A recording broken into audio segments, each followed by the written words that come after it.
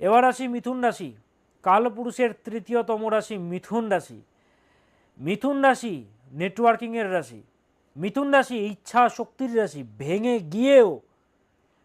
গিয়েও আবার পুনরায় বাঁচতে চায়, সে হচ্ছে মিথুন রাশি। উপচয়ের রাশি। এই সপ্তাহে, এই যে সপ্তাহ চাপের মধ্যে দিয়ে শুরু হলেও যত সপ্তাহ এগোবে ধীরে ধীরে ধীরে ধীরে চাপগুলো, ট্রাবলগুলো, সমস্যাগুলো কাটবে। এই সপ্তাহে যোগাযোগ বাড়বে, কমিউনিকেশন বাড়বে। ব্যবসার সঙ্গে যারা যুক্ত ব্যবসায়ীরা, আপনাদের জন্য ভালো। যারা রিয়েল এস্টেটের ব্যবসা করছেন তাদের জন্য শুধু খারাপ, বাকি সবার জন্য ভালো। তবে মিথুন রাশির জাতক জাতিকাদের মানহানি বা বদনামের যোগ চলছে। মানহানি বা বদনাম ভালো কিন্তু পাচ্ছি না, মানহানি বা বদনাম চলছে। শত্রুরা উঠে পড়ে লেগেছে।